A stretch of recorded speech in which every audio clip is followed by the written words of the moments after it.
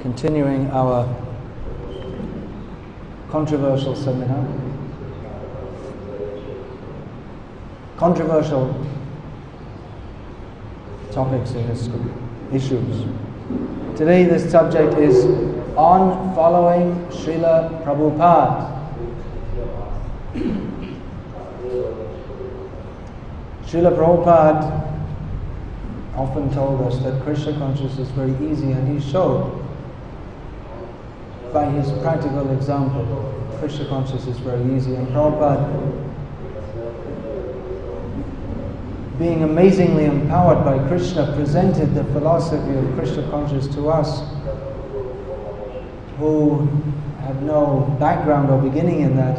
He presented the intricacies of Krishna consciousness in such a way that even us, when I say us, I'm talking about those of us from the Western countries or those with no background of Vedic culture or philosophy, could understand the principle, which is to serve Krishna, surrender to Krishna, and take that up in our lives. Prabhupada demonstrated Krishna consciousness very easy. Chant Hare Krishna, serve Krishna, give up personal desires. I heard it said, it's not in the folio, so it could be one of those Prabhupada says, but anyway, the essence is one of the first devotees in Europe told me that Prabhupada had said, you just hold on to my dhoti and I'll take you back to Godhead. So you have to hold on to the lotus feet of Srila Prabhupada. That basic faith is there. And in the early days of ISKCON, it was just accepted by everyone, all the members, except there were one or two who left Prabhupada due to lack of faith, but otherwise everyone had the basic faith that we just do what Prabhupada says. Prabhupada's completely perfect. Prabhupada's in contact with Krishna. Prabhupada knows Krishna. We just follow and do what Prabhupada says, and we'll go back to Godhead. It's very easy. And in those early days, when we were less sophisticated and knowledgeable, we would often say, Prabhupada said this, Prabhupada said that, and then Prabhupada said, okay, that's right, what Prabhupada said. Sometimes that was misused. Devotees would quote something that Prabhupada had said that he hadn't actually said. That sometimes happened also. But that also just goes to show that the weight that was attached to what Prabhupada said, because if someone wanted to present something even that wasn't true, they'd proceed it with Prabhupada said, supposing that that would give, or it would actually make people believe, oh, Prabhupada said, okay, all right, that must be correct. However, very sorry to say that at the present time, in Prabhupada's society, in Prabhupada's house, the very position of Srila Prabhupada has, or is being attempted to be, relativized. And instead of thinking of Prabhupada as absolute, and instead of accepting that Prabhupada is accepting simple faith, Prabhupada is a pure devotee of Krishna, we simply follow, then even what Prabhupada says and what Shastra says is come up for questioning by certain persons within ISKCON who feel that, well, it seems that they feel that Prabhupada is, they have better knowledge than Prabhupada on some issues. Prabhupada often used to say, don't keep a guru like a pet dog. pat him on the head and tell him, now you sit, now you stand, now you jump. Prabhupada also criticized Christianity. He didn't criticize Jesus, but he said that if you call yourselves Christians, then why don't you follow Christ? That was the fault he found, that the Christians, there's nothing wrong with Christ, but why don't the Christians follow him? The Christian won't say, I'm not following, they'll say, I'm following Jesus. But Prabhupada would point out, it's not enough to keep a picture of Jesus on your wall and say, I'm a Christian. You actually have to know what he said and follow what he said. Then you can actually be called a Christian. Simply to say, I believe in Jesus. I believe in Jesus, but I don't follow anything he said. Then you're not a Christian. So like that, I don't think there's anyone in ISKCON who will openly say that, well, I'm not following. Everyone will claim, I'm following Prabhupada. But, as I will attempt to point out in this session, in many ways, we may not be. It may be that Prabhupada has become for us a picture on the wall, who we say, Jai Prabhupada. But don't take that so seriously.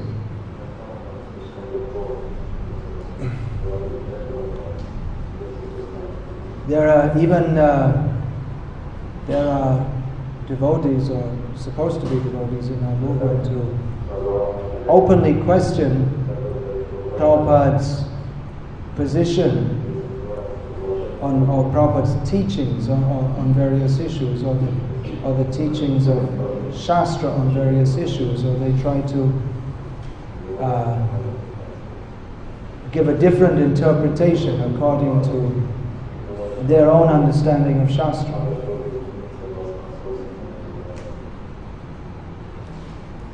Now, in many cases we're seeing that devotees, or I don't even feel like saying devotees for people who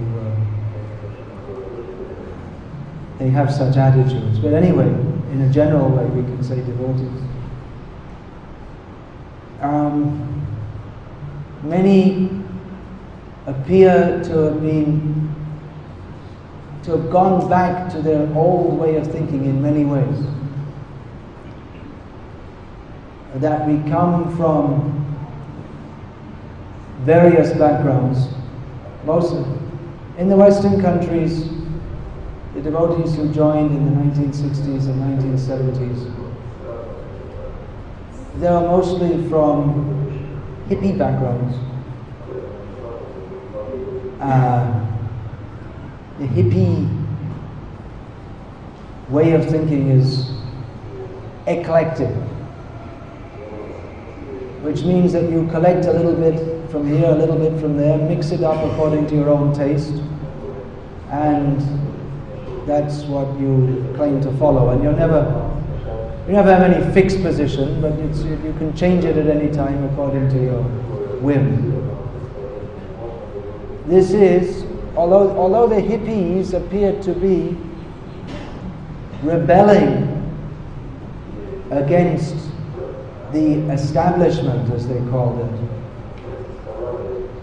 actually the hippie mindset was very much in tune, was or is very much in tune with the prevailing mindset of modern society, which is still true, even though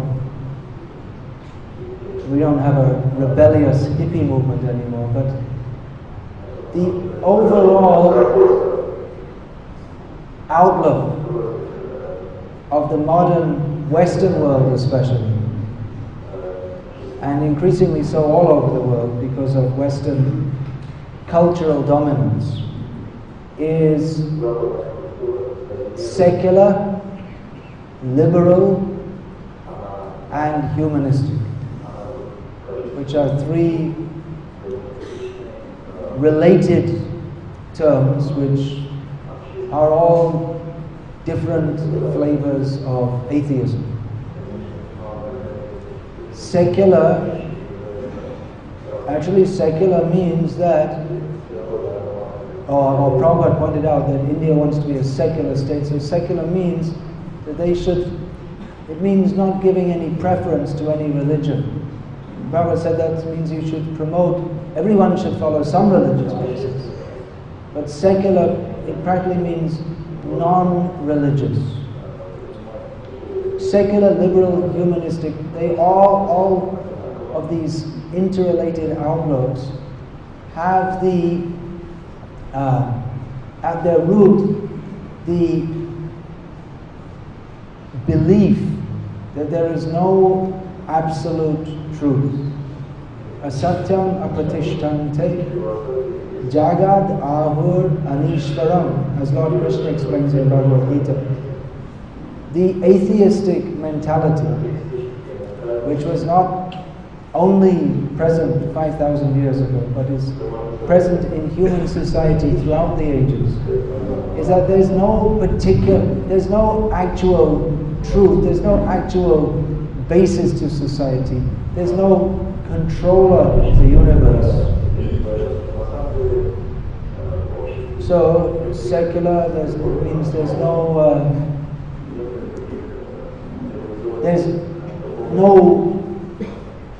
belief in any or acceptance of any absolute principles.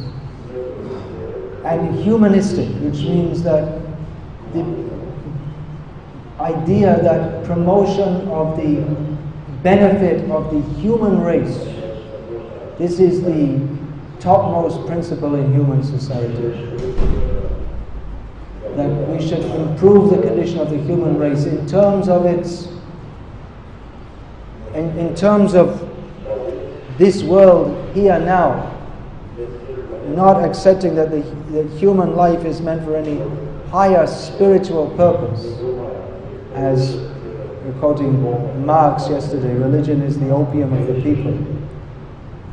And liberal means that everyone should be, the liberal outlook is that everyone should be allowed to pursue happiness, the happiness of the individual, as far as possible. Happiness defined in terms of sense gratification, both gross and mental, mental and intellectual. Everyone should have the freedom and the facility and should be encouraged to pursue sense gratification as long as it doesn't harm others. And everyone should be encouraged to just do whatever they feel is right for them. In hippie parlance, be here now. So this is the predominating mindset of the modern Western world, in which it is considered that everyone should be allowed to do as they like within certain parameters. And no one should try to impose on anyone else and try to tell them that you should do what we say. Everyone should be free to do as they like as well. Of course, those of liberalistic mentality, they're very much strong that everyone should follow this liberal mentality. No one should tell anyone else what to do, but we should tell you that you should tell no one else. We can tell everyone else that they have to have this liberal outlook.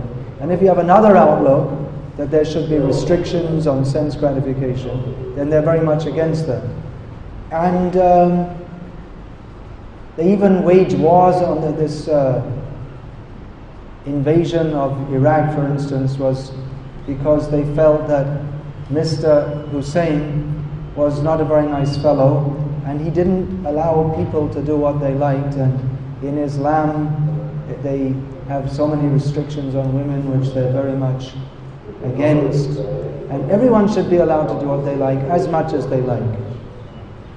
And on the basis of this, abortion is considered an ethical right, because a woman should have the right to do what she likes with her body. That is the basis of the argument for abortion in the Western countries. You have a right. It's your body, it's your life, and who are you to tell me that I can't abort this thing which just happened in my stomach?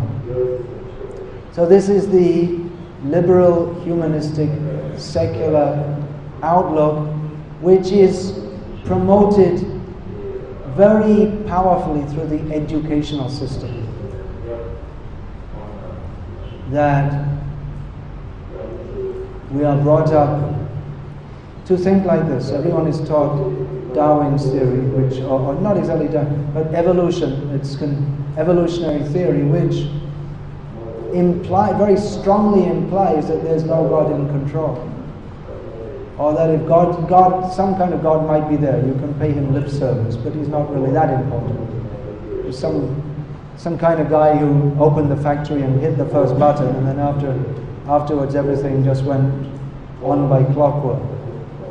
So it's a big history, the history of atheism in the Western world. But it is the overwhelming mindset in the modern world that we shouldn't be fanatical. There's another thing they don't like that. If anyone has very strong religious beliefs or religious conviction, that is considered to be something very dangerous. Any strong belief is considered to be very dangerous. It's said that if you have a strong belief, then you end up having inquisitions and wars of the Crusades, or becoming a Nazi, so you should be a liberal and invade Afghanistan instead, by not being a fanatic. Because fanaticism leads to wars, and liberalism also leads to wars, but we see we're fighting so that people can be liberal. So they can, anyway, I don't follow the logic, but they have some kind of perverted logic, that the world would be much better if everyone, just like this, John Lennon made this song, imagine all the people living for today, imagine a world in which there's no religion, and all this kind of, so they have the idea, everything will be wonderful if everyone just live and let live, I'm okay, you're okay, everything's nice, just smile at each other and be happy, and you see any obstruction to our happiness, we should approach it pragmatically. For instance, if you're not happy in your family life, why should you suffer your whole life? Just get divorced and try again. So the idea that personal sense gratification is underlying this is the idea that sense gratification is the goal of life. There's no higher spiritual aim of life. If you like, you can believe in religion. We'll accept it. If you like, you can believe in religion, but don't be too fanatical. This is the liberal mindset, and it's very powerful. It's very deeply rooted in the psyche of those who are brought up with it.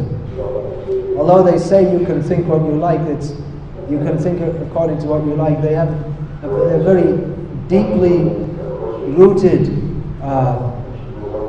in the educational system. Are these ideas that one shouldn't have any rigid belief system. One should always be open to new ideas. You can't really accept anything as true because no one's perfect. That's one thing they often say, well, no one's perfect. They take that as an axiom. Well, why no one's perfect? You're not perfect. But why do you take it that everyone's not perfect? That's an axiom. No one's perfect, so you can't really trust anyone or believe anything. So this Western, liberal, humanistic, secular mindset is totally opposite to that of Krishna consciousness or the Vedic culture, in which one accepts a guru and accepts what he says and follows it. It doesn't. People say, "Well, that means you become stupid. You just become a moron. You don't have any independent thinking." Well, in one sense that's true, because in the beginning it's recognized that independent thinking, what is the value? Because what is the value of how far can we reach with our intelligence anyway? Guru means who teaches, he brings us beyond the limits of human intelligence. One who has seen the other side, Tattvadarshi, one who has vision of the world beyond our 3 dimensions. Napiyate anaya iti maya. Napiyate anaya iti maya. One definition of maya is the endeavor to measure everything. The empiric process. So guru means one has vision beyond these 3 plus 1 time, and one has to. In the beginning, one has to have faith that yes, I'm limited. Trividha sima. There are time, space, and thought. We are limited. So to go beyond these Trividha sima, these 3 limits, we have to have faith that there is someone who has knowledge beyond these 3 limits and can take us beyond that. Faith is required in the beginning. But the modern way of thinking is that you should not have faith in anything. Faith is equated with foolishness. Why should you believe? We'll discuss this more later. Anyway, as I was saying, in the modern academic bastions of liberalism and humanism, even they'll say, yes, Krishna consciousness is very good, everything is very good. Let's study that also. Let's study everything. Let's study Krishna consciousness. And they want to put it in a box and put it under a microscope and say, yes, we have measured Krishna consciousness. But Krishna and Krishna consciousness is not a subject to be studied by our measuring tools. We cannot understand Krishna consciousness by statistical endeavors. We cannot understand Krishna consciousness by comparative religion. If at all we're to understand religion, to actually understand religion, then the last place we should go is to the comparative religion department of the university.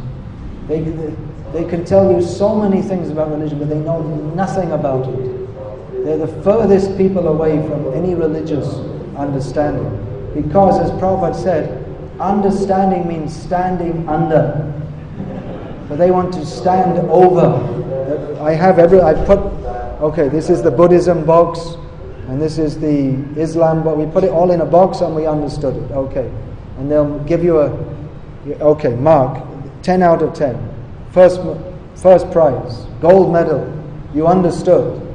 But you can't understand religion by studying it in an empiric manner. One has to live and practice the tradition. And one cannot understand if one thinks that Krishna, they'll study Krishna consciousness. There's Krishna consciousness, and there's this, and there's that. And you can go any way you like. Ram Krishna's wrong idea. Jata vat tata pat. It's all the paths are the same. So you can follow Krishna consciousness if you like, and you can study what is that book by Skinner, was it? The Varieties of Religious Experience. They study from a psychological viewpoint and say, yes, religion is very good. You see, we find them, by our statistical studies, we have ascertained that those who have religious belief, they tend to be more psychologically stable. So yes, religion is very good. It will make you more psychologically stable. So,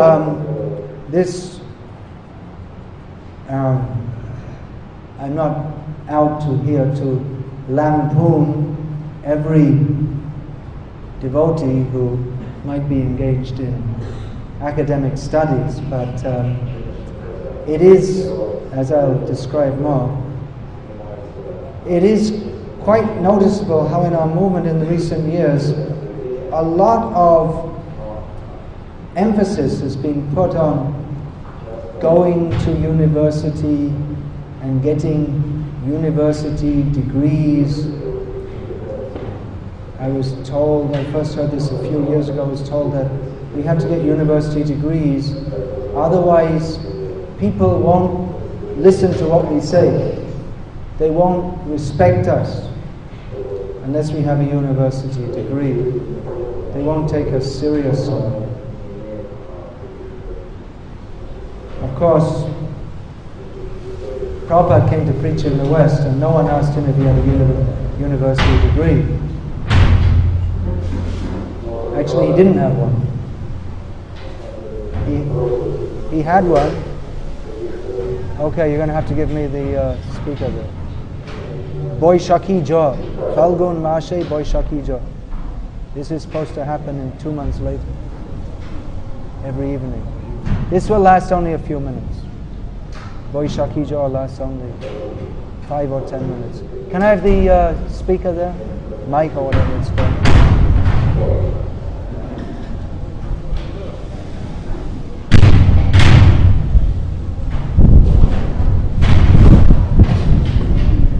Hare Krishna.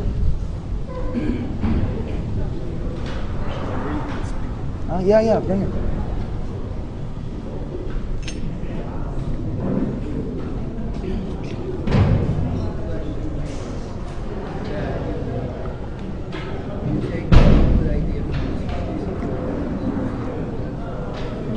Speak on noble sage.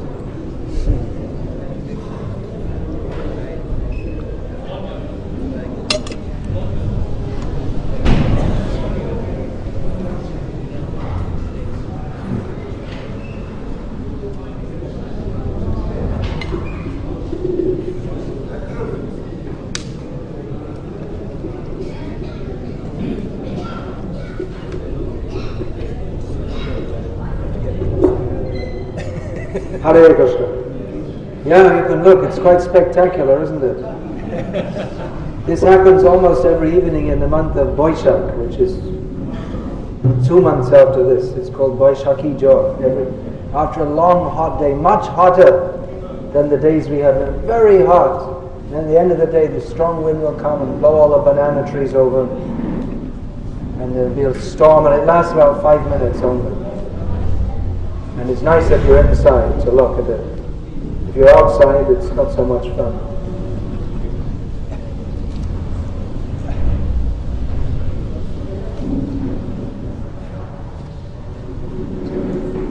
So there's been a lot of emphasis in recent years in ISKCON that our devotees, we have to get university degrees, then we can preach better, and we can infiltrate the academic world by giving our Krishna conscious philosophy. However, we have to be very careful when dealing with mundane academia. Prabhupada often warned about mundane scholars as being very dangerous because it appears that they know something. You can find mundane scholars who can probably explain Gaudiya Vaishnava philosophy or Sri Vaishnava philosophy or whatever better than most. Some scholars in America, for instance, they could explain the philosophy of Sri Vaishnavism or whatever maybe better than many practitioners of Vaishnavism, but they don't understand it. It may appear that they understand it, but they don't understand it, because Krishna consciousness cannot be understood without surrender, without faith. So they only have superficial knowledge. Satsrup Maharaj described once, he went to when he was doing this library party work, distributing sets of Prabhupada's books in the university in America, he was invited to a meeting of Indologists. And he went and he thought, well, this will be some kind of very elevated talk, but it wasn't elevated. They spoke in a profane way about the topics they were studying as they gradually got drunk. Another godbrother, Mahabudhi Prabhu, told me that he once went to sell Prabhupada's books he went to meet one of the most prominent Indologists in America. So he entered his office and found him lying on his desk, completely drunk, in the middle of the day. So you may say, well, that doesn't mean that all academics are like that, but it underlines that mundane scholars,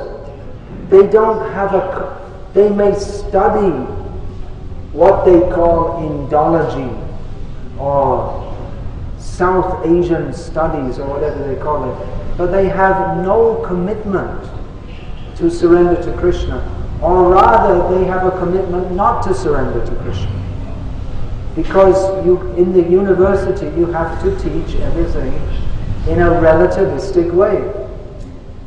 In the university is not a place for saying that we will say, or we're supposed to say, Prabhupada as Prabhupada said, I have full faith in my Guru Maharaj. Everything he says is completely correct. And anyone who doesn't agree, they're simply nonsense. Namam dushkritino mudha, kapadyante naradamaha, maya parita jnana asuram bhavamashitaha. A devotee, if he's to be a devotee, he has to accept and believe this. But you can't say this in the university. You can't say that anyone who is not surrendered to Krishna, he's a mudha, he's a rascal, he's a fool, he's apparently knowledgeable, but actually he doesn't have any real knowledge whatsoever. He's a demon. You can't say that in the university. You can say, according to Bhagavad Gita, anyone who doesn't believe in Krishna is a fool. You can say according to, but you can't present it as an absolute fact, because absolute facts are not allowed in the university. That's the first principle of university studies. Asatyam apratishtamte. There is no absolute position allowed. Whereas the very beginning, that is the basic principle. Whereas the basic principle of Krishna consciousness is to accept that yes, Krishna is the absolute truth. So at the very outset, the mundane way of thinking and the Krishna conscious way of thinking are opposed to each other. Therefore, although it is possible to go into academia to try to present Krishna consciousness or to try to influence the academia, devotees who do so run the very real risk by associating with such people and by being forced to write papers in a relativistic manner. When you write a paper for the university, you have to write that according to this and that, or someone else's opinion. You cannot say, this is correct. Everything Krishna says is correct. And everything else is ignorance. One cannot write like that. Tamal Krishna Maharaj, when he first went to university, he first presented his papers, and his professor, who happened to be a lady, told him that you can't write like this. You can't have, this is your Hare Krishna way of thinking. In the university you can't present like this. So he is in the position of being an acharya of Krishna consciousness, being told that he cannot present Krishna consciousness like this because he became a disciple of the lady in the university. Tamal Krishna Maharaj himself said that, he himself admitted that it's very difficult to preserve our Krishna consciousness while dealing with the academics. He said that even Christian academics are really atheists, because that is all the academia will allow you to be ultimately. So even the so-called Christians, if they're in the regular universities, you may say, well, this person, he's a Christian, but it's all compromised. They don't actually, they can't present absolute facts because it's not allowed. So what's going on here? You see, in Krishna consciousness, first of all, we accept that there is an absolute fact, and then we try to understand it by hearing from Guru. First we have faith, ardho shraddha, and then we apply our intelligence is directed by Guru to understand what by Guru means Guru, Sadhu and Shastra. The intelligence is trained to understand what is the fact. We begin with faith. Shraddha Shabde Vishwas Kahi Sudhirya Nischoy Jai Krishna Bhakti Koile Sarva Kama Kritaha. Faith means to have the firm conviction that Krishna consciousness is a fact, and that by practicing Krishna consciousness, everything is achieved. So that is the Krishna conscious, or the absolute approach. That we start with faith, and we apply our intelligence, and then we understand. But the atheistic way of thinking is that first of all you should understand something, then you believe. You don't accept something, first of all you have to prove it, or you apply your intelligence, you try to understand, and then only you can accept something. So in this way, they can never properly believe in anything, because you can never fully ascertain anything with the intelligence, with the mind and the intelligence. The mind and intelligence are limited, and Krishna consciousness, the beginning of Krishna consciousness is to accept that there is an ultimate principle, there is the unlimited, absolute. So, to attempt to understand the absolute truth by any other method than the method that the absolute truth gives us to understand is from the very beginning doomed to failure. So they cannot understand, but they, according to the Krishna conscious way of thinking, if we are to accept them, if we are to be devotees, then we cannot accept the mundane academic outlook. You cannot have both, because they are diametrically opposed to each other. Either we accept Guru, Sadhu, Shastra are correct, or we remain in mundane consciousness. So mundane academics means, that's what it means, mundane. It means not Krishna conscious. So there are various elements of the mundane way of thinking which are considered axiomatic. Although they say that we don't really accept anything absolutely, but they have their own axioms. There are axioms in any system of knowledge. People may say, I don't believe in anything. My reply to that is, do you believe what you just said? Then you're caught. If you say, yes, I believe what I just said, then you believe in something. And if you say, no, I don't believe what I just said, that means that your statement is nullified. So we all have to believe something. if you don't believe, if you don't have faith in anything, then you can't even breathe, because you might think that someone sprayed some poison into the air, and if I breathe it with my next breath, I'll die. You can't put one foot forward. You can't walk forward, because you might think, well, maybe the earth is here is not firm. Maybe if I put my foot down, the earth will swallow me up. When we're walking, we have faith that the earth will support us. When we eat, we have faith that the food will not poison us, that it's not poison. We have faith in all of our day-to-day activities. So faith is required, and even in so-called liberal education, in which they say first we observe and then we believe. Well, there are axioms in that also. The beginning, the axiom in that is that we can understand through our senses, that our sensual ability gives us accurate knowledge. That is the axiom they have. So everyone has axioms. Just in Krishna consciousness we have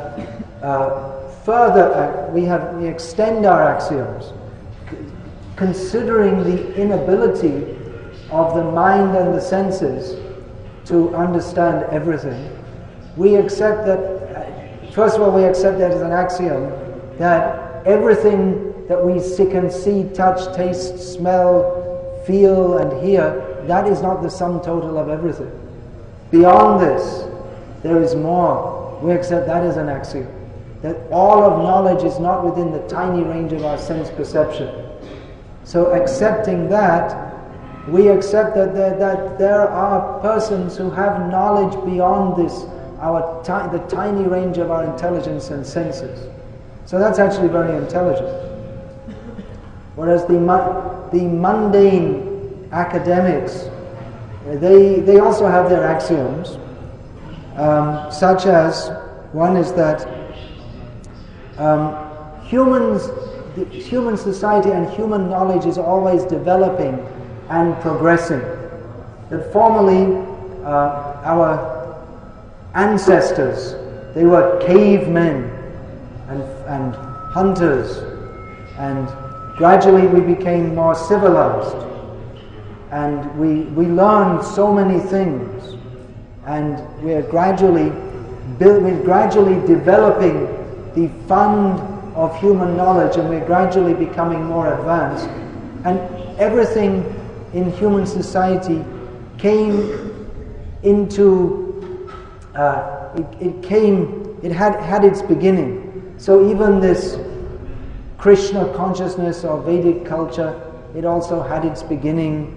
That there's a theory that, well, Krishna was an aboriginal god, and then some more sophisticated people who are following the Vedas, this aboriginal cult and the Vedic cult became grafted together, and Krishna became identified with the Vedic god Vishnu. That's one theory. If you want, you can go to university and elaborate on it and get a PhD on it.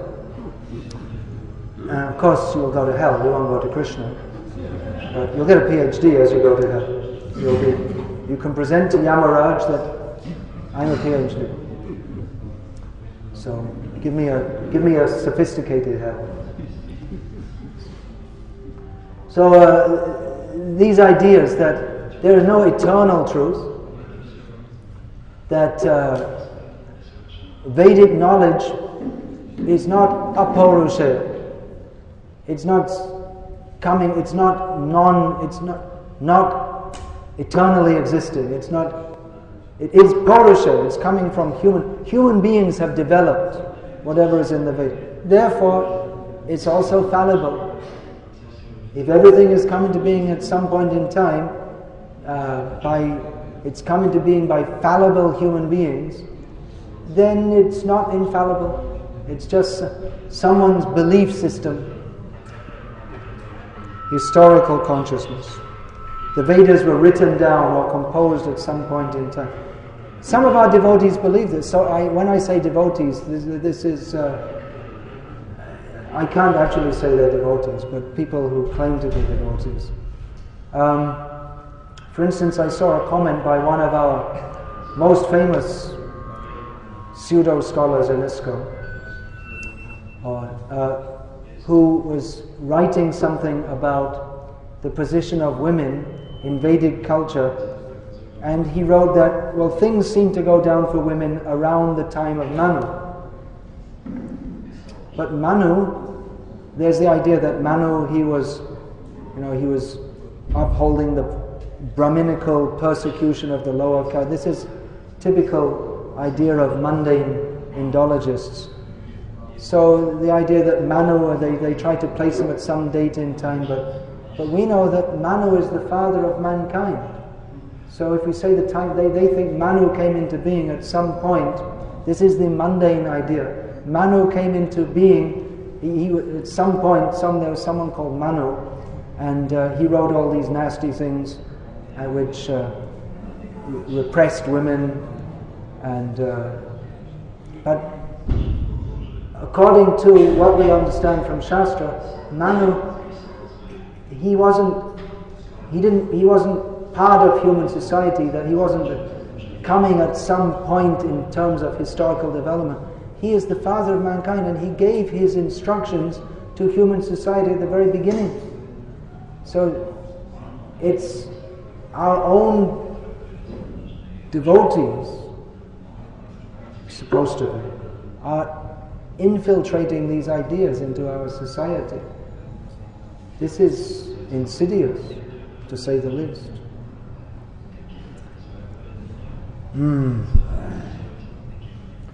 Skepticism, that in modern academics they have their basic set of axioms. One of this is skepticism, and they build on that. So whatever statement is made, that is up to question. We cannot accept anything as absolute. Any statement anyone makes, we have to see if we can agree with it. And we'll often say that when we're speaking to people in the Western world, they say, well, oh yeah, I agree with that. When people say that, I say, it doesn't matter whether you believe it in or not. You're agreeing with it, it doesn't matter at all, because you are not the arbitrator of reality. And people often ask us, well, what do you believe in? I immediately tell them, it doesn't matter what I believe in. It doesn't matter what you believe in either. Because our belief is not the yardstick of reality. People think that religion is just some kind of belief which you can change at any time. And we say, I believe in it. But as Prabhupada would often say, it's not a question of belief, we're talking of facts. What does it matter what I believe in? I'm a tiny living being. My intelligence is extremely limited. So it doesn't matter what we believe. We should try to understand what are the facts. So when we're preaching someone in the Western world, they say, yeah, I agree with that. But they think that's a compliment. But we should tell them, you're agreeing with it. First of all, you should understand that your agreeing is of no value whatsoever. If you agree, it means it appeals to your present set of misconceptions. But first of all, we have to understand that I'm full of so many misconceptions, and then we have to hear from someone who is perfect. It means he's taken perfect knowledge from the perfect source. But they will not accept that there is any perfect source. They remain always skeptical. And their opinion can shift or be refined, or they think, well, I'm always improving, I'm refining my understanding of this point. Or they may think that, well, this is I'm on this opinion, someone else has another opinion, and you have every right to your opinion. That's something that sometimes I'm told by certain GBC members. Yes, we respect, you have a right to your opinion. But it's not my opinion. What is the value? we should see what is Prabhupada's opinion. Otherwise, why are we coming here? What did we come here for? To put Prabhupada under our microscope? That Prabhupada said this, and yeah, I agree with that. Yeah, that's quite good. And Prabhupada said this. Yeah, well, I think we'll have to consider this a little bit more, because modern research suggests that what Prabhupada said isn't completely true, or as some of our very intelligent comrades say that, well, you see, we have to understand that Prabhupada was influenced by a 19th century Victorian Bengali mentality, and therefore this is said by members of ISKCON, and therefore we have to understand everything Prabhupada said in the light of that, which is actually extremely offensive, because if this is Guru Shu Naramatihi, to think that he's a person whose outlooks are formed by imperfect people. He's also a product of his culture. He's also a product of materialistic culture. Then why accept him as a guru? As Prabhupada said in his introduction to Bhagavad Gita as it is, there's no use to accept Bhagavad Gita unless we accept that what Krishna says is perfect. Otherwise, why listen? Why take Bhagavad Gita at all? If we don't accept that what Krishna says is perfect, then why listen to him?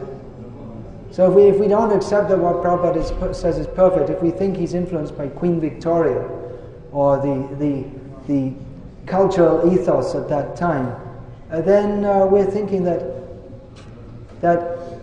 he's just another person and I'm another person, and 19th century Bengali culture had a very restricted way of thinking, but now in the modern age we're more advanced and we're more liberal and we're more fair to people, and therefore we should reevaluate what Prabhupada says on the basis of our more modern and more advanced way of thinking. See, or we can accept what Prabhupada said spiritually, but we don't accept everything he said materially.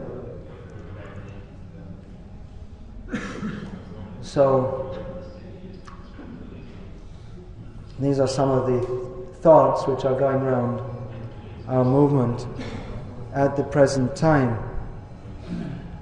That even scripture, that's also written by human beings, so nothing is actually... What it comes down to is that nothing is sacred. Nothing is absolute.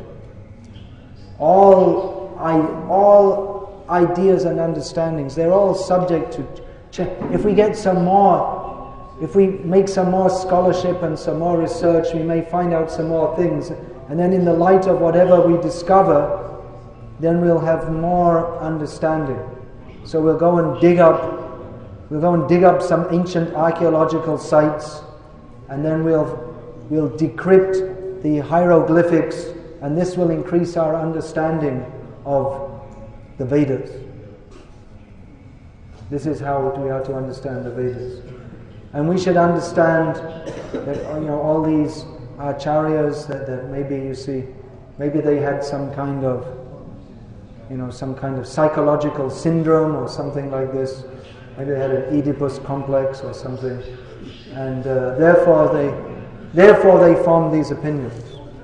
So we should be aware of this. But we ourselves are very balanced. We are very sane people. We're very normal people.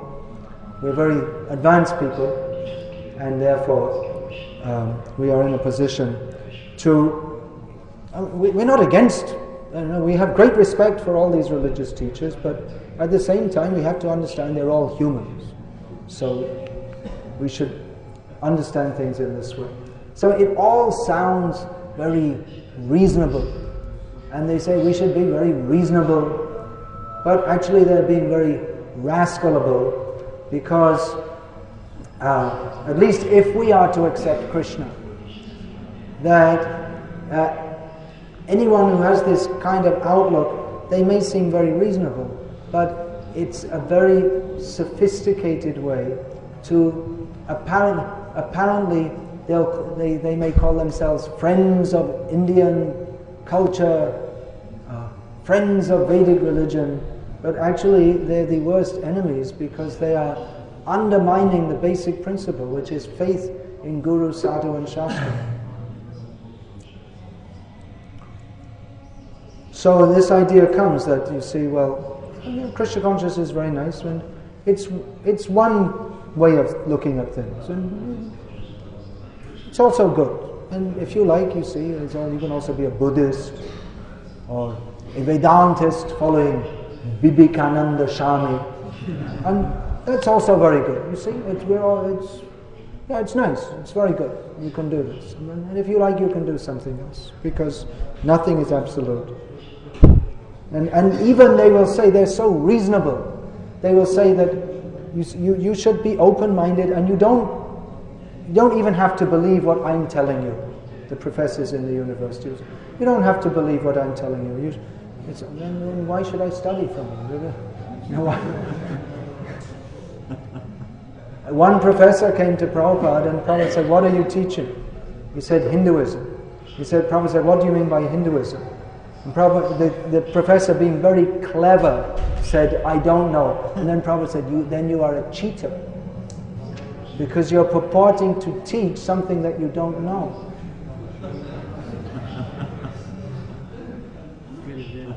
Prabhupada caught it. So this idea.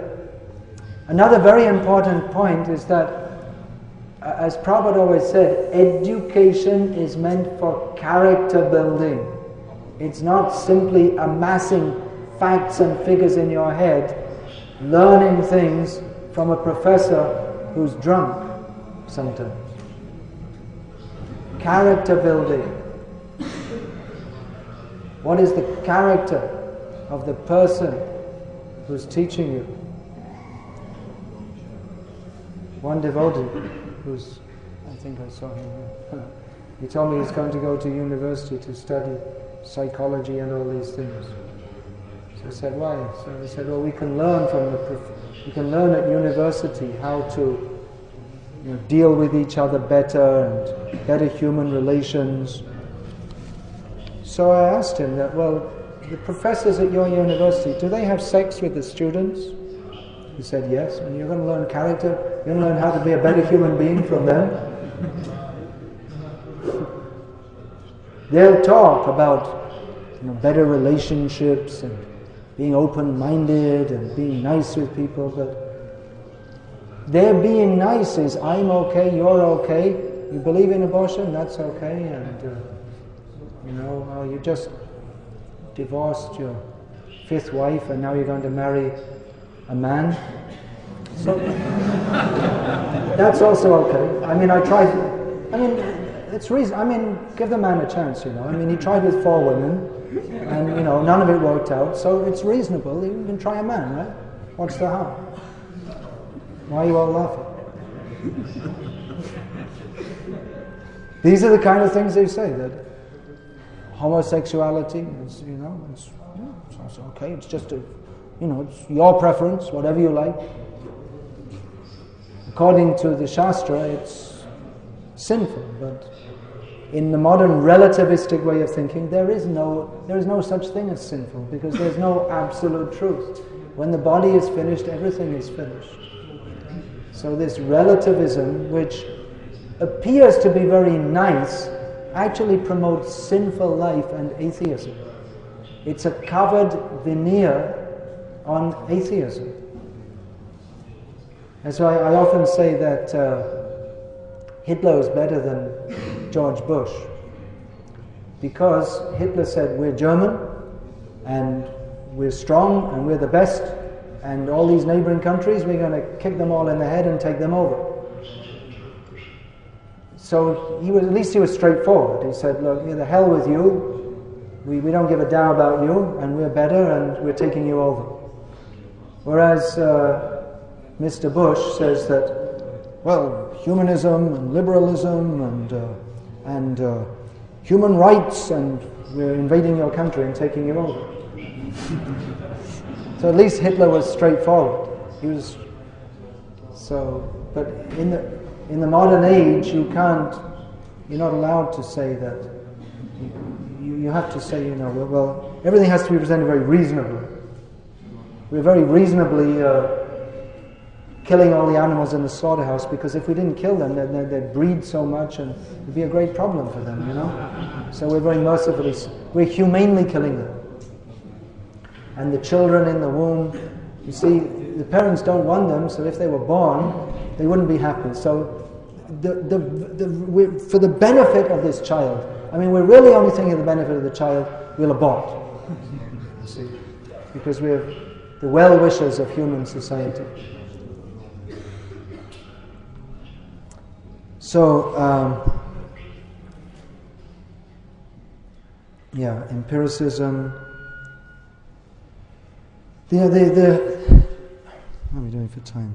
The idea that everything can be understood by the human mind. Just opposite to the Shastric idea. That everything cannot be understood by the human mind. Jnane prayasamudapasya namanta eva. Shastric understanding begins with Krishna conscious understanding, especially, means to give up even the attempt of thinking I can understand everything by mind, and become humble enough to understand that I do not have the capacity to understand everything with my mind. But the modern academic way of thinking is we have to understand everything with our mind.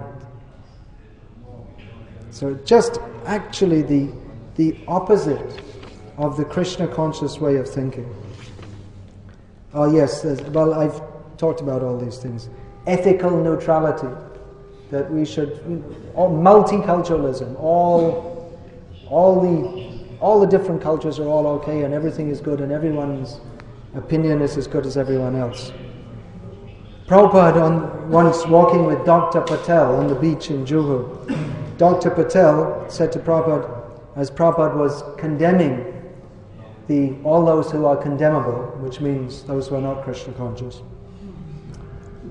So Dr. Patel said, with all due respect, sir, we must have some sort of forbearance for others' views. Prabhupada said, no, because if we have got to preach, we cannot make any compromise. Dr. Patel, you feel that way, we have no objection. But we should also respect somebody else's views. Prabhupada, we have got all respect, but not unnecessary respect. Dr. Patel, but even unnecessary respect, sometimes you unnecessarily go beyond. Prabhupada, we have respect, but a thief should be called a thief. That is truth. Dr. Patel, becoming frustrated, losing his respect. You are the magistrate, and you are the judge, and you are the Prabhupada. No, I am not the judge. I am talking on the basis of Bhagavad Gita. Namang dushkrityo murha prapadyante naradhamaha. One who is an aradhama, he does not surrender to Krishna. This is the judgment. As soon as we see that one is not surrendered to Krishna, we accept naradhama. That's all, whatever he may be. So, we should be very careful about accepting any opinions which are not in line with Guru, Sadhu and Shastra. And we should know that if we are to go to the academic world, we're going to be subjecting ourselves to associating with and hearing with hour after hour, day after day, from naradhamas, from atheists, from people who are apparently very reasonable and nice, but are actually demons. And we may be very confident, but in Bhagavad Gita we are warned that sangad sanjayate kamaha, our desires develop by our association. And Chaitanya Mahaprabhu warned us that the first principle of a Vaishnava is asat sanga tyaga. We should give up association of non-devotees. So, is it actually true that we are all so strong that we can subject ourselves to hearing from and being in the association of persons who are dedicated to not surrendering to Krishna and studying according to their system of study and not be affected. They are quite convinced that they are at the pinnacle of human civilization and understanding, and that this is the way to study. This is the way we have to study. So they're very convinced of that, and it may seem very convincing that what they're doing, because they bring out so much research and they demonstrate this and that, and to them it all seems very convincing, because that's what Maya does. Maya convinces us that which is not Krishna conscious is reality. All of Maya simply means to accept asatyare satya karimani, to accept that which is not true as true. And any education which teaches us not to surrender to Krishna, that simply is reinforcing the tenets of Maya, of accepting that which is not Krishna consciousness as Krishna consciousness. And it seems to be real, seems to be true. But the result is that we get in Maya. Egalitarianism.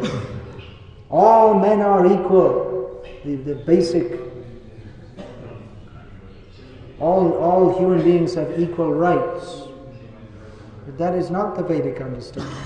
Your rights, you have rights according to your level of consciousness and behavior. Brahmin has more rights. They don't like this. They don't like Manu. Brahmin has more rights because he has more developed consciousness. He won't misuse his rights. Actually, they say all persons should have the same equal opportunity, and they say basically everyone's equal. But it's a foolish proposition from the very beginning, because everyone's not equal. Everyone's different. We are, according to our previous karma, our previous background, some people are more intelligent than others. It's not that everyone is equal. Women are different to men. I'll talk about that in more detail tomorrow, because it's a very easy point to understand, but somehow, due to the modern way of thinking, that has become, it's practically a sacrilege, even in ISKCON today, to repeat what Prabhupada and Shastra said in this regard.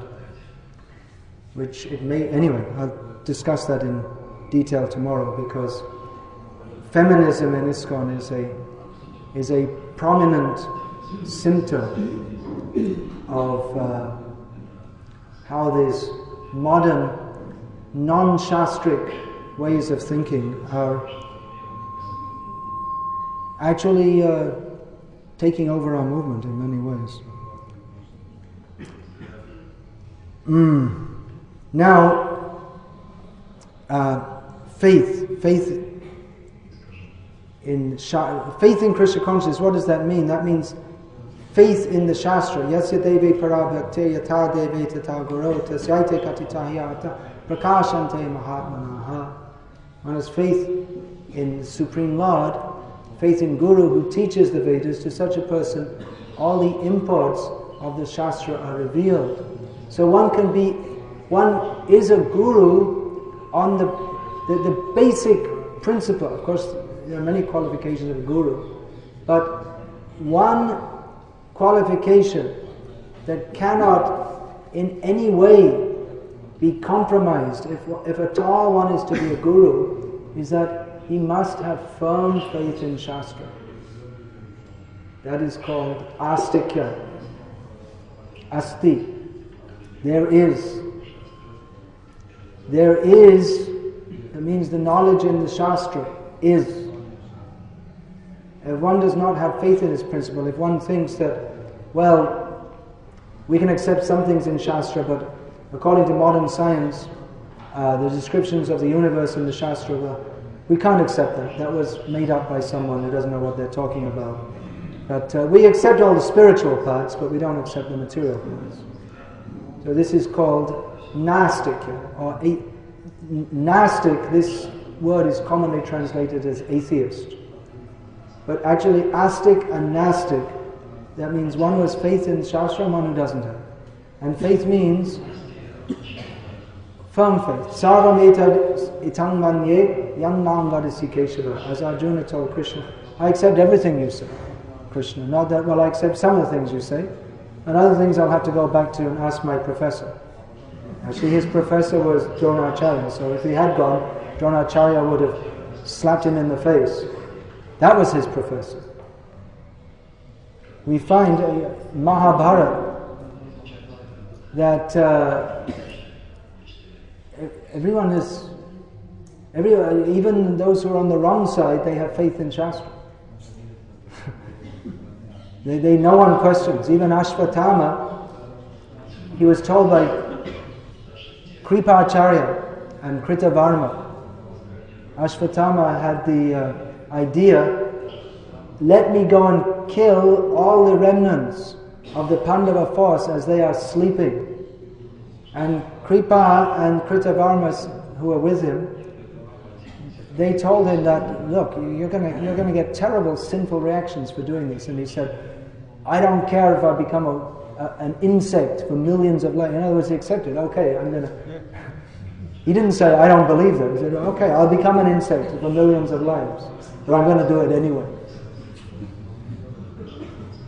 So he wasn't a Nastic in that sense. He believed. He was a rascal, but he wasn't as much a rascal as those who... In a subtle way, they tried to kill Krishna.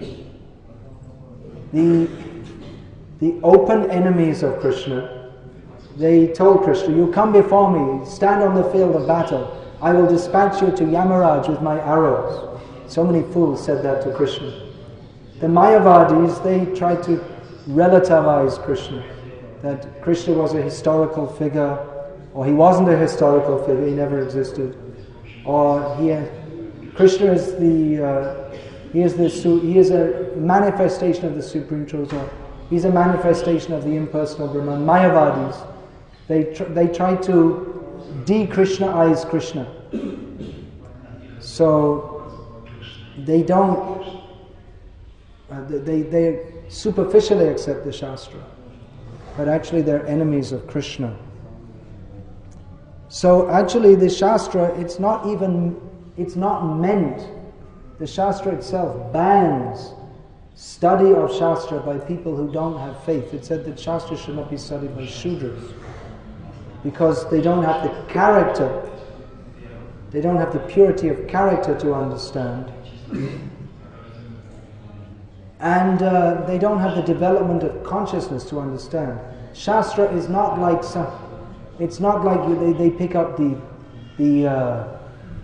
Iliad or something, some ancient Greek classical work. They present the world's great classics, just like the what's that called, Odysseus? What's that?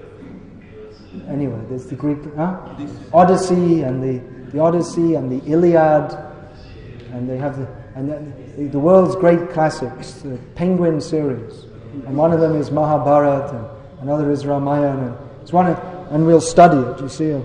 Oh, I didn't see you in this university before. I heard you're a professor. You're a new professor here. What do you say? Well, I'm studying ancient Sanskrit classics. Oh, that's very interesting. I'm a professor of Greek classics. Oh, also, okay. So we're more or less the same. No. They got the wrong idea. The Mahabharata is not like the Odyssey. Mahabharata is Shastra. It's not something to be, it's not meant to be studied by persons who are not qualified. First you have to become a disciple, then you can study. Any other kind of study is an offense. It's certain. Such persons are not allowed to study Shastra because they will simply make offenses, more and more and more. Here's a quote from Srila Prabhupada. Although it is not in our experience, there is a milk ocean within the universe. Even the modern scientists accept that there are hundreds and hundreds of thousands of planets hovering over our heads, and each of them has different kinds of climatic conditions. Srimad Bhagavatam gives much information which may not tally with our present experience, but as far as Indian sages are concerned, knowledge is received from the Vedic literatures, and the authorities accept without any hesitation that we should look through the pages of authentic books of knowledge, Shastra Chakshushvat.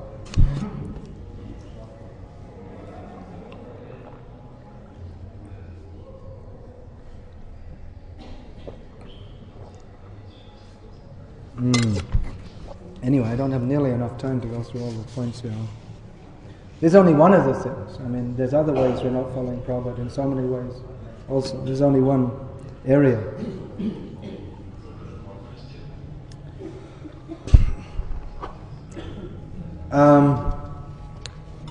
Srila Jiva Goswami has analyzed in great detail and come to the conclusion that the Vedas are in all situations and in all respects reliable authority. It's not that the Vedas, well, that was good for ancient India, but it doesn't apply in the modern age. Have you heard this kind of atheistic reasoning? That we can't accept everything because it's out of date. Or Prabhupada was out of date. He didn't know what he was talking about. Therefore, we should, to acquire spiritual knowledge, tad vijnanatam sagarameva abhigachat. To acquire transcendental knowledge, we should go to a guru. We shouldn't think that we can learn more about Krishna consciousness through the university. It's a very foolish way of thinking. We should, rather, if we're to study, we should study in depth what are our Shastras from the proper sources, from people who have faith in Shastra. It's a very serious mistake to think that we can increase our understanding of Shastra by learning from people who don't have implicit faith in Shastra, who don't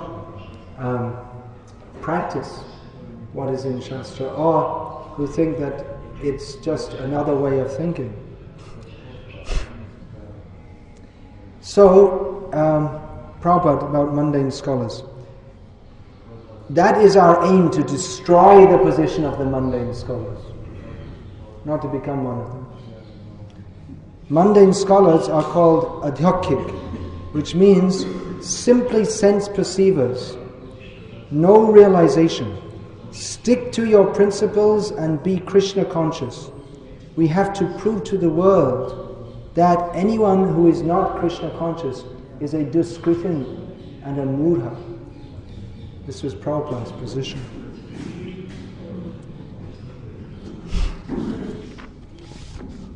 So I could say much more about this, and I'm sure that you can all give some comments on this. There are various other ways in which I'm not talking about the danger of that we might not be following Srila Prabhupada in the future. I'm talking about things which are actually going on right now.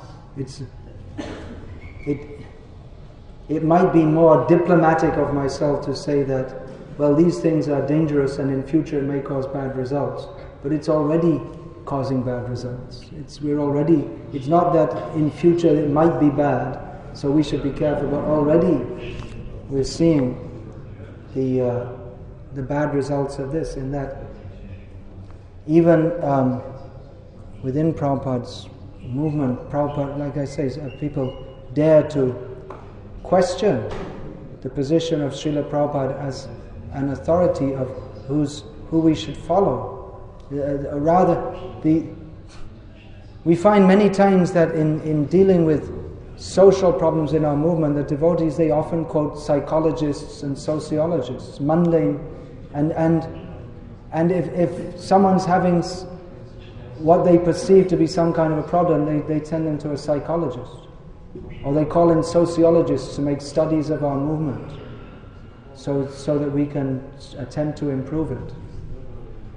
Very strange. It's already there. We give so much credence to mundane academia, and as if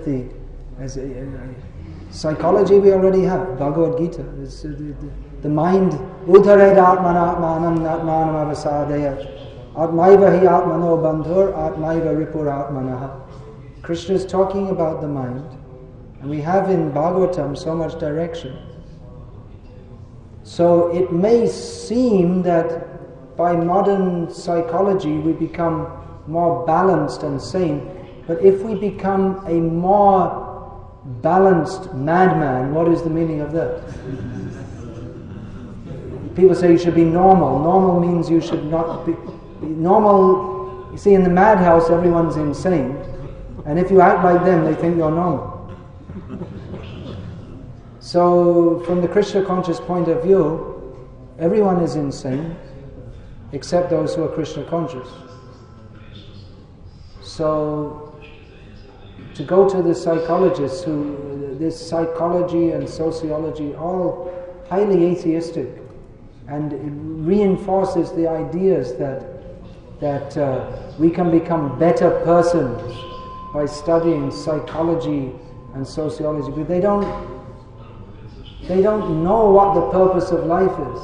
They don't know that at the basis of consciousness rests on the soul, and all problems in human society come from lack of Krishna consciousness. So actually they should study from us. These mundane scholars, they should study from us. We have higher knowledge.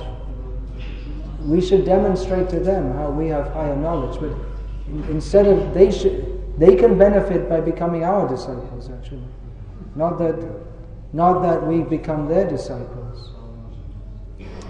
So there are other ways. This is my personal feeling. Nowadays we're not allowed to say this is a fact because all opinions are as good as each other. So in my opinion, which is a useless statement,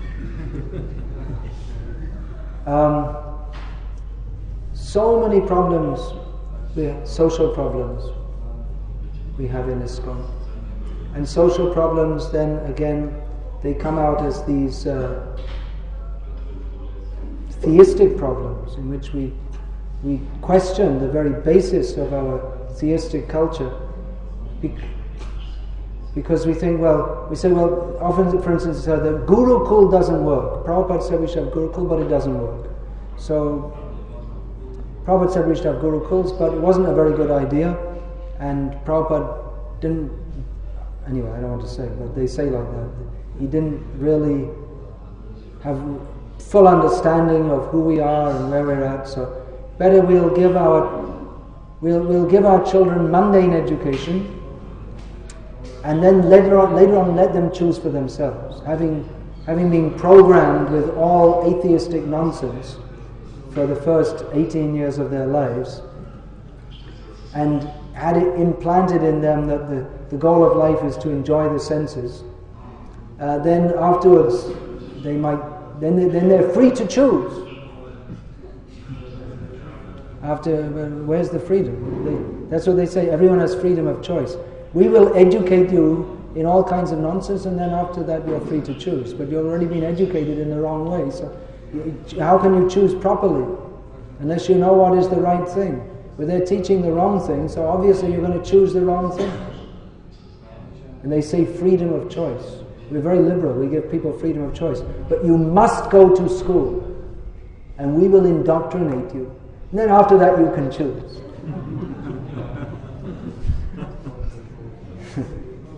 All cheating. So, as I was going to say, a major failure of our movement, I'm also guilty, I'm supposed to be one of the leaders, and I'm also getting all this fanfare and respect, I'm also guilty. We haven't implemented what Prabhupada wanted, Varnashram. Prabhupada saw we're having so many problems, then as much as possible we have to implement Varnashram with going back to the land, living on the land, living simply, according to our way of thinking. Because if we live instead of the Krishna conscious movement becoming an alternative to the demoniac society, we're now very much anxious to become part of it and to be recognized by it. And we think the greatest success of our movement is if Professor Swatalot, Mr. Big Brain, says, yes, Krishna consciousness is very good. And then that's it. That is the success of our movement. That means that we're really being accepted by society. Yes, we should be accepted by society on our terms, not on their demoniac terms. If we become demons, then they'll say, yes, very good. Of course they will. But the real thing is if they say very good, recognizing that we are different and we have something positive, different to offer, then they say it's good. But rather we can expect that if we're actually preaching Krishna conscious, there should be lots of opposition. So much of the endeavor of our movement in what we call preaching in the modern age is to try to make the public feel good about us, and for this, but that is not our aim. Our aim is to make Krishna satisfied, and the two things don't usually run together. So we don't have to unnecessarily make the public unhappy with us, but at the same time we shouldn't dance to their tune. We have to dance to Krishna's tune. So this Varnashram and living on the land, Prabhupada wanted that so that we can live in our own communities and not be influenced by all these demoniac ideas. Even nowadays in ISKCON, to use terms like demon and karmi, there are many devotees, they feel, oh, you can't say that. They're good people, they're nice people. And then they start pointing out all the faults in the devotees. You see this. And actually the karmis are very good. They're not karmis, they're good people. And all the devotees, they're not. So they're very anxious to be accepted. It's an austerity to be a devotee. It means if we're actually devoted to be devotees, we have to spend our whole life going against the grain of the broader society. It means struggling all our life. As the psychologists and sociologists will tell us, man has a great feeling, a need to be socially accepted. And many of the things people do, much of our behavior is, or most of the behavior of everyone in this world is to gain social acceptance. We have a very strong, but we should understand from the platform of knowledge that to be socially accepted by demons is it means we're in a bad position. So to accept Krishna consciousness means a lifelong struggle in which most people, unless they become Krishna conscious, won't appreciate and won't accept what we're doing. So we may feel that well, I'll just adjust a little bit, and then people says, just like sometimes we hear devotees say, well, you have to watch TV, and then people will think we're normal, and then they'll accept us. They'll accept us, but for what? And we became one of them. And they'll accept us, but we want them to accept us as devotees, but if we watch TV, then we're not devotees. So we lost, it's the same thing, selling our souls. We lost our soul for the sake of public acceptance. So our own communities in which we can help each other to be Krishna conscious instead of being compromised by the bad association of the karmis. Another thing, how are we doing for time here? Increasingly our movement is accepting the truths of Vivekananda Swami, that Manava Seva is Madhava Seva. Service to man is service to God. Just for instance, recently there was a tsunami, and ISKCON, along with the Red Cross and the government of America and all these different organizations, they're all rushing to the aid of the tsunami victims, and with medical supplies and all this kind of thing. And now in India we've started a midday meals program, which they advertise, You feed all the children, and it's advertised they can get a better start in life. So they can study better by getting the good food at midday, and then they can get a better start. And in other words, we're encouraging the modern education. We're encouraging that they can eat a good meal at midday, and then they can become a successful demon in future. We're advertising. And it came in the newspaper just a few days ago that a prominent member of ISKCON in India, he's a GBC member actually, he's quoted as saying, it was praising ISKCON's program of feeding children, daily feeding school children, and the GBC member was quoted as saying is that we believe that to feed a hungry child is the best service one can render to Krishna. So, I propose that we form a merger with the Ram Krishna Mission, because it's service, mundane welfare work, and joto mat toto pat. The only difference is they keep a picture of Ram Krishna and we keep a picture of Prabhupada. Well, there's a lot more differences than that, but that's the direction it's going.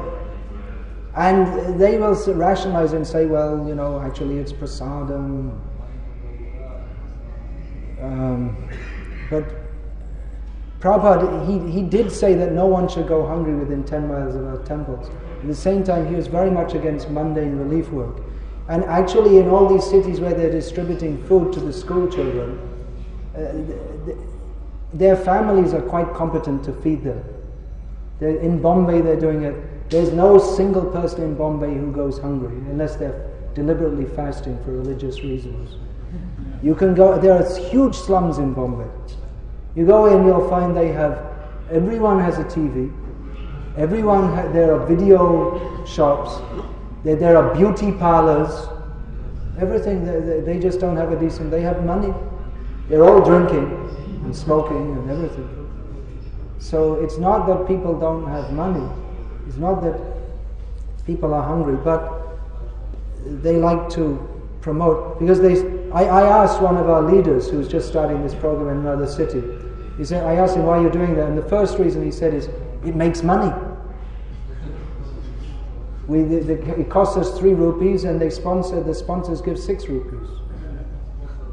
It makes money and people like us. People think we're very good. But it's promoting that it's an actual complete oppositanta, which was said, of course, the person who is purported to have said that, he may say, I didn't actually say that. But it doesn't make any difference whether he said it or not, because he's quoted as saying it, and he hasn't refuted it. So this is how we're presenting Krishna consciousness to the public. ISKCON in 2005.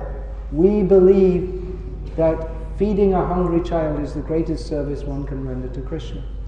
This is not following Srila Prabhupada, this is following Swami Vivekananda. But our devotees tend to think that, well, whatever is coming out of ISKCON must be right. I'm simply asking you to study Prabhupada's books, understand what is Shastra, understand what Prabhupada has taught us. This is a responsibility of every initiated devotee, to understand what our founder Acharya has given, and to understand what in ISKCON is following Prabhupada and what isn't. And it's quite possible that the way things are going, that our movement may go the way of Christianity. That they keep the picture of Jesus and they say we're Christians, but they don't follow what he says. This is a very real danger.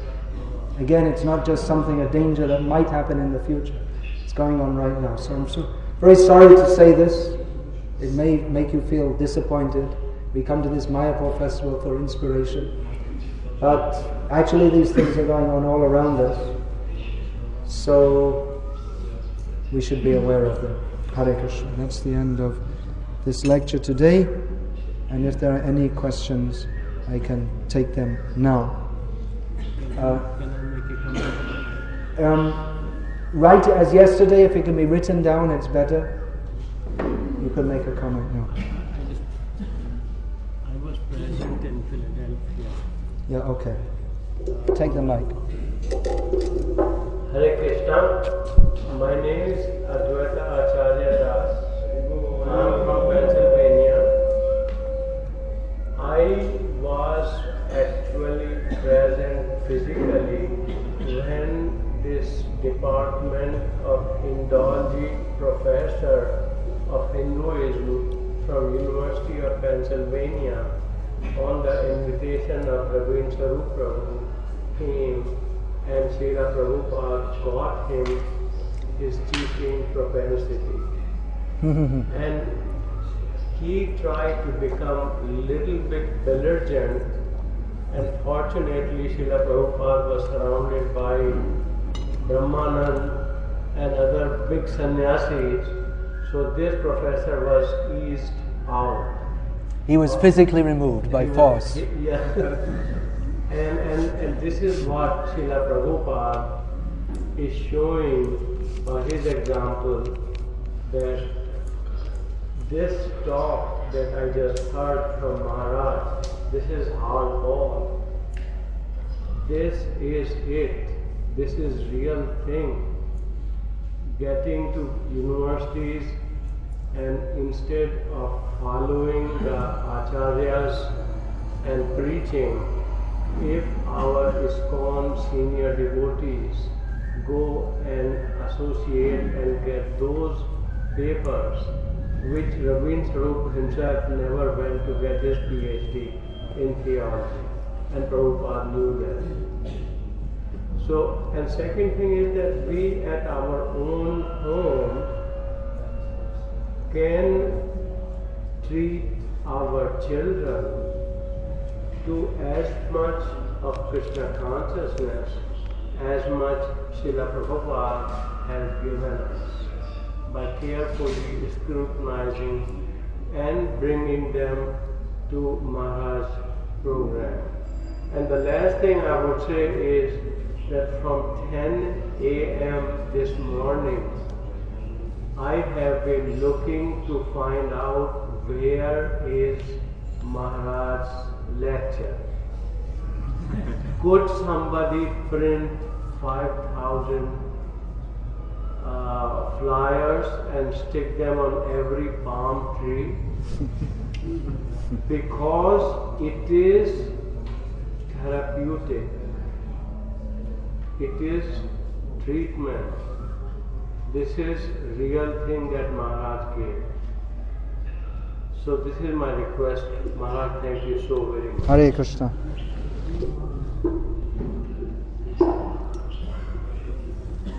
Yeah, well, that's wonderful to know that you were right there at that incident. Yeah, Prabhupada actually told Ravindra Sarup Prabhu to complete his PhD. Yes. Yeah. But did not take it. Did not insist that he should. He didn't, yeah. Just play it in his office. Oh, I see. Yeah, and Ravindra Sarup wrote down that this PhD has no importance than what Prabhupada. Yeah, Hare Krishna. Well, Hare Krishna. Yeah, it's not necessarily true, again I'd like to emphasize, it's not necessarily true that every devotee who is at university is necessarily deviated, but it is a very distinct possibility. As I said, if we're hearing from non-devotees, we're hearing from non-devotees, and we have to write and we have to speak according to their terms.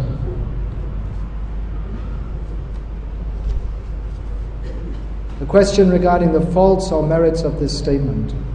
Prabhupada named our movement a society as opposed to a school or institution.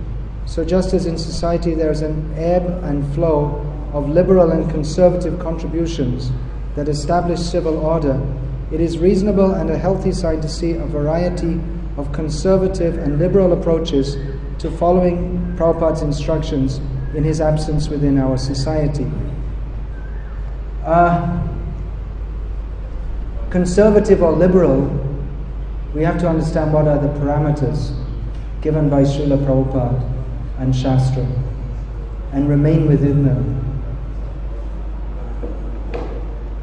If by liberal we mean that we redefine what Prabhupada gave us, then that is not liberal following of Srila Prabhupada, that's not following Srila Prabhupada. So I may say that it's healthy to see a variety of approaches. But the approach on any line of activity, we should study what Prabhupada has said, what he wanted, and try to understand that and then implement it. Not that we have our own ideas and then we take some quotes from Prabhupada and try to fit it into that. That's the wrong way of approaching it. Bus booking.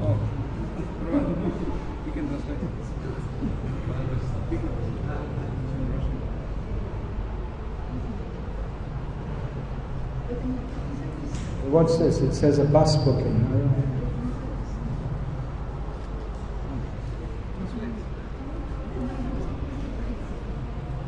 Is Jagadananda Pandit Prabhu here?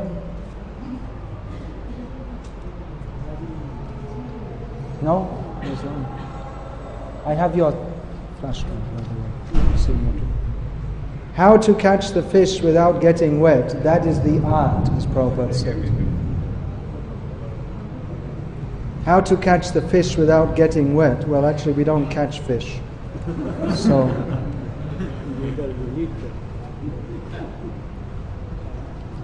that is the art. We have to go among materialistic people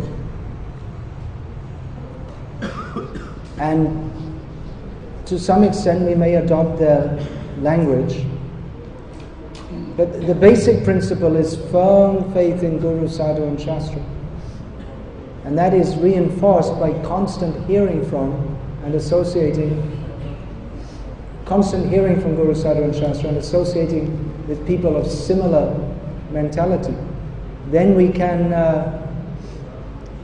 maintain our faith.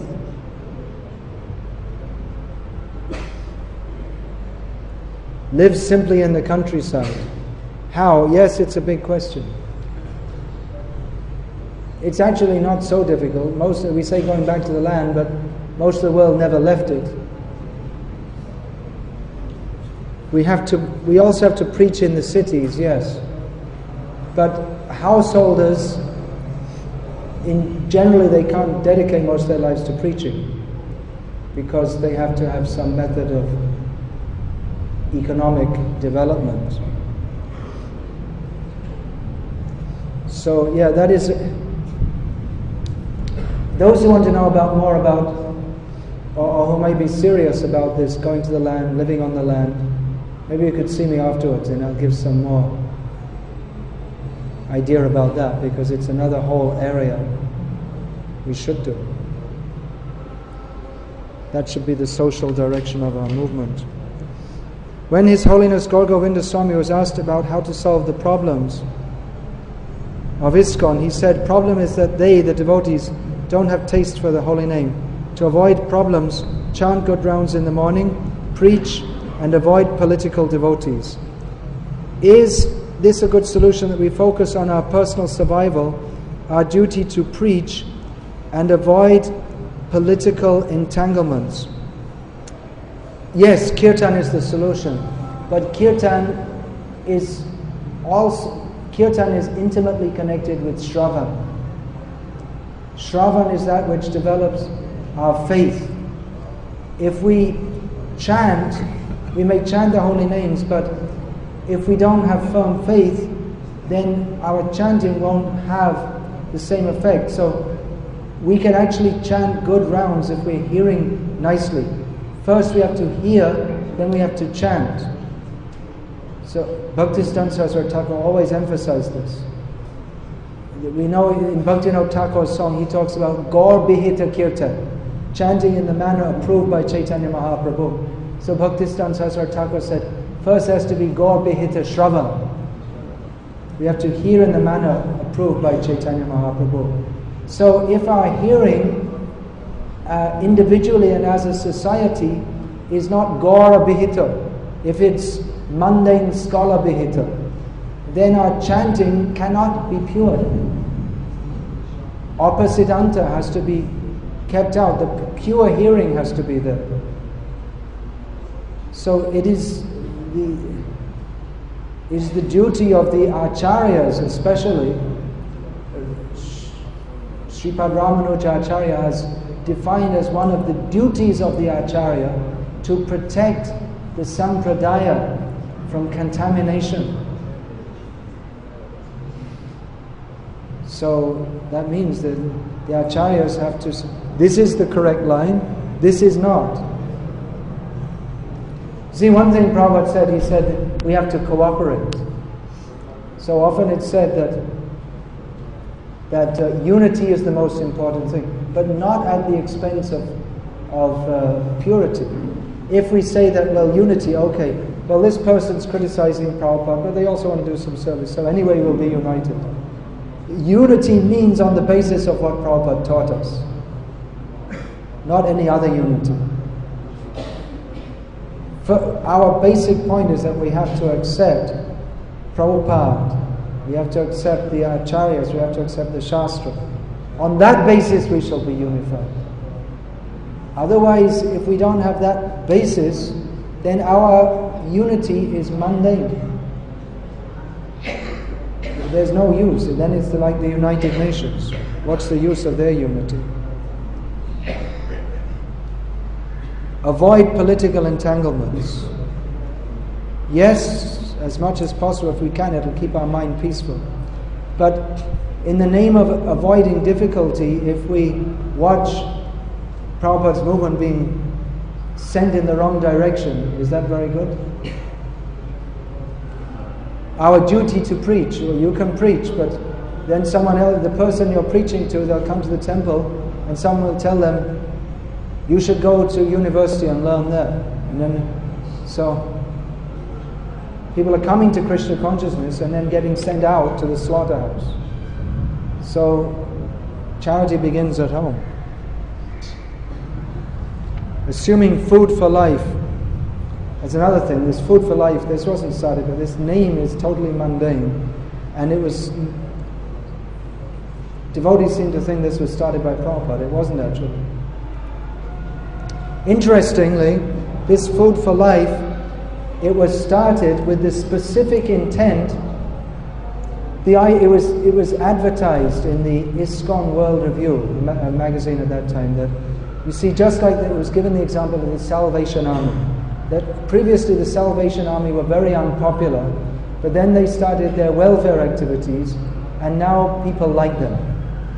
So in the same way, we should start Food for Life, and then people will like us.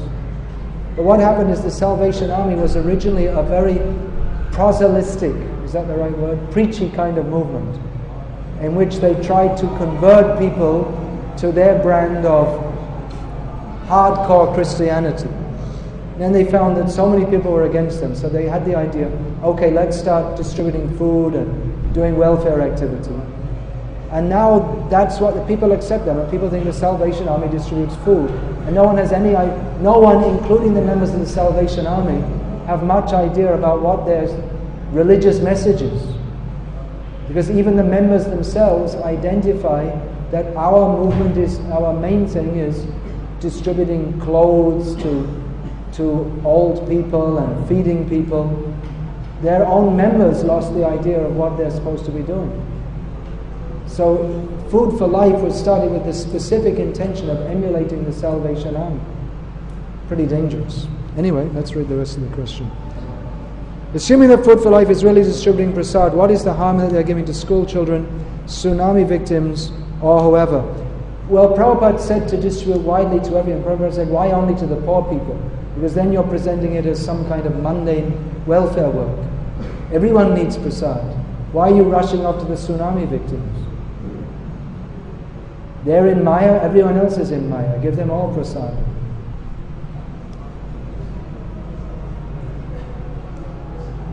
every bite of prasad brings the soul one step closer to Krishna. Yeah, but if we identify that prasad should be only given to poor people, and then we advertise we're feeding the poor people, then we ourselves get in that consciousness.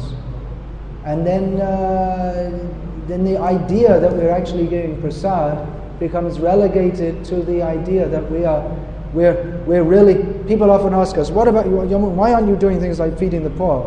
And then we'll tell them, well, we are feeding the poor. And say, okay, very good. And then we don't preach that actually it's prasad, and we actually lose the consciousness ourselves. Because we're not in the consciousness of helping them by giving prasad, we're in the consciousness that we're helping them by feeding them. We lose the consciousness of what we're doing. It doesn't sound like mundane welfare work, even if it is presented as such.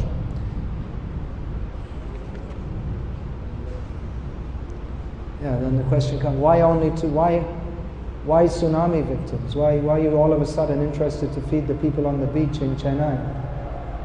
They were as much in need of prasad before the tsunami as they are after. Why are you all of a sudden so anxious to feed them? We're all victims of Maya, birth and death. There's a disaster! Immediately send money! There are 50,000 people in Tamil Nadu who are victims of a major disaster. What's the major disaster? They're not Krishna conscious. Immediately send food grains, feed them. No, that's not a disaster. That's the actual disaster. But we are thinking tsunami disaster. It's only a symptom of the disaster. The disaster is that we didn't feed them before. They're unlucky. They were just eating fish. That's the real disaster.